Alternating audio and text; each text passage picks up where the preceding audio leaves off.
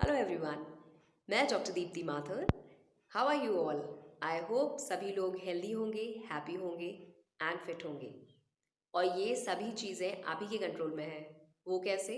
क्योंकि जैसे हम पहले डिस्कस कर चुके हैं, वेलनेस जो कि ये सारे पैरामीटर्स डिसाइड करती है वो आप ही के हाथ में है।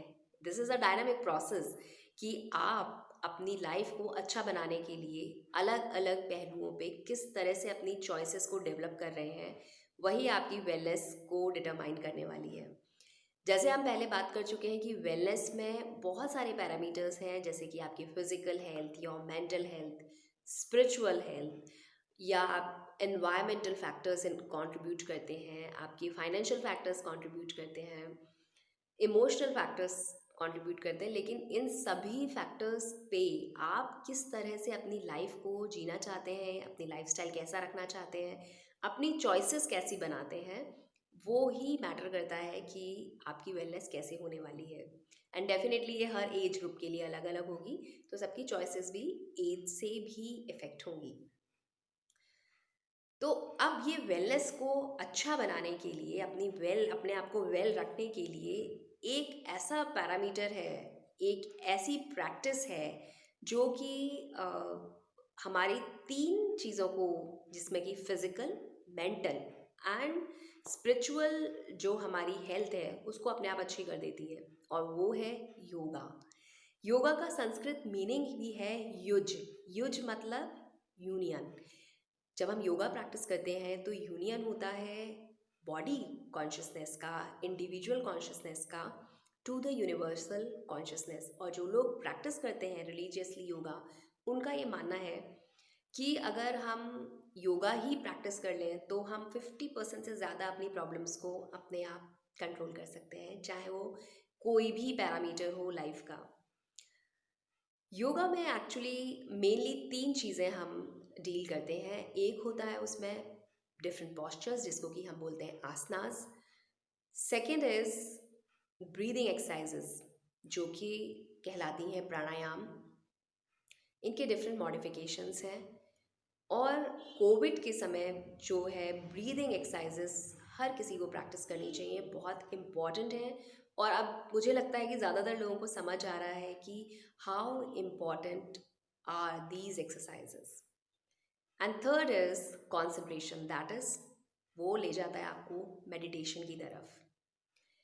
जो लोग रेगुलर प्रैक्टिस करते हैं योगा की, उनका ही कहना है कि अगर हम ये तीनों चीज़ें स्टेप बाय स्टेप आती जाती हैं, अपने आप ही आती हैं अगर आप प्रैक्टिस करते हैं तो। लेकिन उनका ये मानना है कि अगर हम केवल गुड पॉस्चर ही मेंटेन करें, अगर हम गुड पॉस्चर मेंटेन करके अपनी स्पाइन की हेल्थ को अच्छा रखते हैं, तो भी हम अपनी हेल्थ को बहुत ज़्यादा अपने कंट्रोल में कर लेते हैं।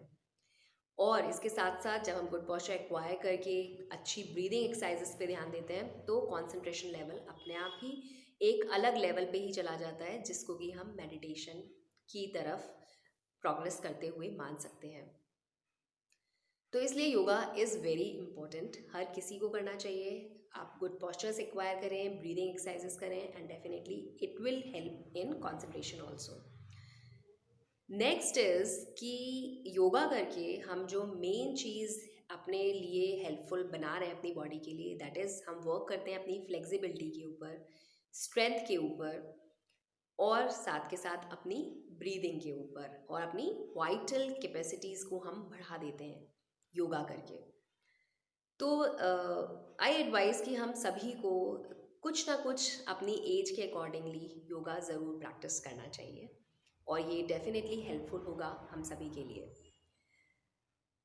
इसके साथ साथ एक चीज़ और देखने में आई है कि योगा तो चलिए हम अंडर गाइडेंस प्रैक्टिस कर लेते हैं, लेकिन रेगुलरली हम एक चीज़ देखते हैं कि हम लोग ब्रीदिंग का पैटर्न ही गलत है हमारा। हम लोग शैलो ब्रीदिंग करते हैं। मोस्टली 90% लोग शैलो ब्रीदिंग करते हैं कि ब्रीदिंग किया, हो गया, कोई मूवमेंट ही नहीं है, ना चेस्ट का ना एब्डोमेन का, केवल थोड़ी सी सांस ली और छोड़ दी। इससे क्या हुआ, जो हमारी डेड स्पेस है, दैट इज नाक, थ्रोट, ट्रैकिया, ब्रोंकाई, ब्रोंक्यूल्स, इसमें तो एयर का एक्सचेंज हो ही नहीं रहा है। तो एयर एक्सचेंज के लिए बहुत कम रह गई। तो डेफिनेटली जब एयर ही नहीं है पूरी तरह से, तो सर्कुलेशन अच्छा नहीं होगा। सर्कुलेशन अच्छा नहीं होगा तो सारा मेटाबॉलिक प्रोसेस ही बिगड़ जाता है, इसलिए सबसे पहले हमें प्रैक्टिस करनी चाहिए slow, light and deep breathing. तो इसके लिए क्या करना है आपको, जब भी आप सांस लेते हैं तो गहरी सांस लें, नाक से सांस लें और कोशिश करिए कि सांस लेते समय आपका चेस्ट का एक्सपेंशन हो और आपका एब्डोमेन का, पेट का एक्सपेंशन हो, बाहर की तरफ आए। और जब सांस छोड़ते हैं तो पेट अंदर की तरफ जाए। तो ये एक प्रैक्टिस करिए, दिस इज डीप ब्रीदिंग। आप बैठ के भी कर सकते हैं और सीधा लेट के भी कर सकते हैं कि डीप ब्रीदिंग करते समय chest and abdomen should come out, और जब आप सांस छोड़ते हैं तो एब्डोमेन शुड गो इनसाइड, बिल्कुल नाक से सांस छोड़ेंगे। इसको 10 से 15 बार आप प्रैक्टिस करिए और दिन में 2 से 3 बार ज़रूर इसको याद करके करिए। और जब आप इस प्रैक्टिस को करेंगे, not in a one day but कुछ दिन प्रैक्टिस करने से ये आपका पैटर्न काफ़ी सुधर जाएगा। इसके साथ साथ दूसरी चीज़ है कि हम नेज़ल ब्रीदिंग कर सकते हैं कि केवल नाक से ही सांस ली जाए। और वो कैसे होगा, वो नॉर्मल ब्रीदिंग है। जब आपने एक बार डीप ब्रीदिंग की प्रैक्टिस कर ली तो सेकेंड चीज़ हमने की नेज़ल ब्रीदिंग। अब नेज़ल ब्रीदिंग की जब आप प्रैक्टिस करें, केवल नाक से सांस ली और छोड़ दी, उससे पहले हम डीप ब्रीदिंग करके अपना पैटर्न ठीक कर चुके हैं। तो ये साइड बाय साइड चलेंगी। पहला आपने डीप ब्रीदिंग करके पैटर्न ठीक किया, सेकेंडली जब आप नेज़ल ब्रीदिंग भी करेंगे तो पैटर्न आपका वही आएगा। हो सकता है वो उतना स्टैंडर्ड नहीं हो, लेकिन आप पैटर्न सही फॉलो करेंगे। तो नेज़ल ब्रीदिंग भी 20 टाइम्स आपको प्रैक्टिस करनी है after deep breathing. Deep breathing किया पहले, पूरा एक्सपेंशन हुआ, देन जब ये 10 से 20 बार कर लिया, देन आपने किया, लेकिन उसमें भी आपका पैटर्न सही रहा। इसलिए डीप ब्रीदिंग के बाद नेज़ल ब्रीदिंग करनी ज़रूरी है। तो आपका दिन ब दिन पैटर्न्स ठीक होता चला जाएगा। एंड नेक्स्ट हम कर सकते हैं कि उसमें हम होल्ड भी करें, सांस लें नाक से डीप ब्रीदिंग के फॉर्म में, उसको होल्ड करें। हेल्दी पर्सन कर सकता है 30 to 40 सेकेंड्स।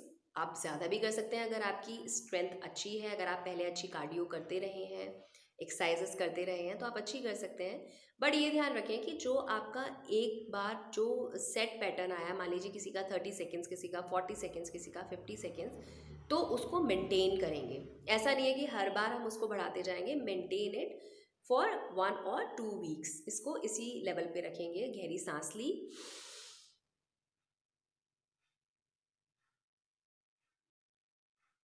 कुछ देर होल्ड किया और फिर